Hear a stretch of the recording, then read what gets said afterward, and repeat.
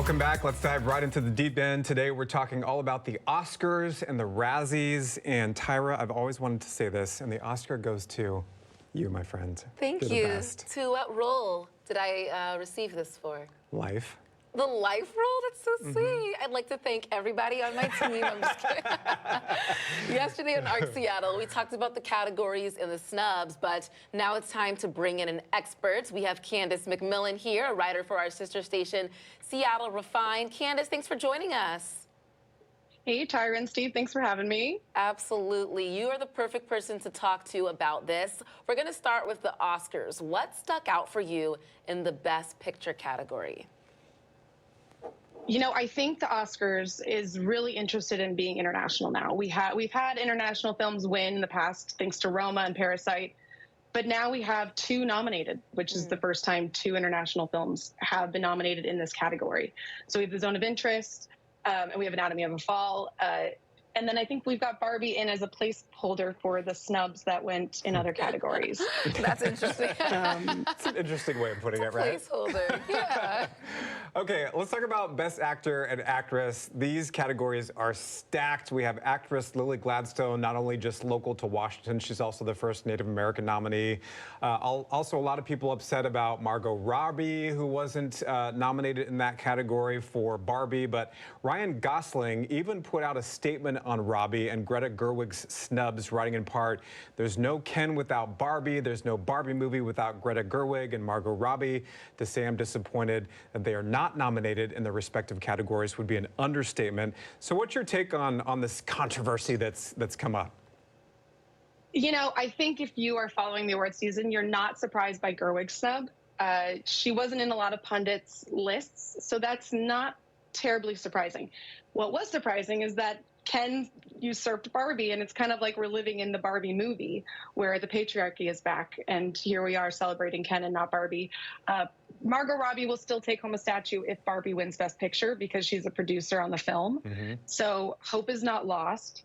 But I do think a lot of people are upset that she wasn't at least given that honor. I mean, she was the face of Barbie. How does the face of Barbie not How does she not get a nom, right? It's kind of ironic. Yeah, I think we're all kind of puzzled by the Academy's decision. In addition to the Barbie stuff, many people believe there were other snubs like The Color Purple in May, December. They missed out on a lot of categories. But what's your opinion? Was there anything that you think the Academy really dropped the ball on in addition to all those other flops? You know, it didn't seem like a totally out of place year. There were some snubs. I thought May, December only getting one nomination was a travesty. I thought Origin, Ava DuVernay's movie, which is out this weekend, was completely neglected, and that's terrible because it's an amazing film. Wonka was a great film that got not even one nomination for costume design or set design, which I thought was totally deserved. Yeah. So there were a few that I was upset about, but I think generally it went according to plan. I think if you looked at most critics' lists, it went according to what everyone thought. I forgot all about Wonka. I did too, yeah, and that just came out a few weeks ago, and it was in like the old Cinerama, which is now SIFF Theater. So let's talk about from the best movies to some of the worst here. The Golden Raspberry Awards, they're known as the Razzies, which honor the worst films of the year. 5 films made the cut for Worst Picture. Here they are.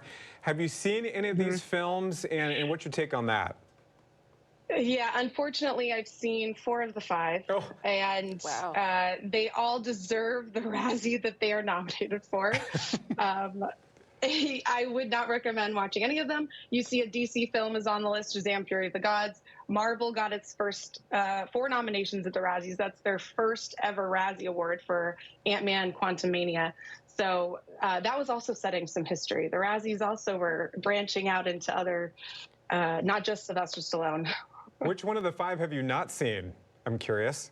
I have not seen the Winnie the Pooh, Blood and Honey, shockingly. We've talked about for some that reason, I don't think it had a theater stint, and I just somehow missed it. I think we could probably It's a miss it. serial killer, Winnie the Pooh. Yeah, no, it's just wrong, right? Yeah, It's just wrong. Yeah, we've seen that happen with some characters as they Yeah. enter the public domain, and then Yes. people try to get creative and in malicious ways. No, just leave those fine characters Yeah. alone. Yeah. Well, Yeah. thank you so much for joining us, Candice. Any of the Thanks, movies that are guys. nominated that you maybe want to watch?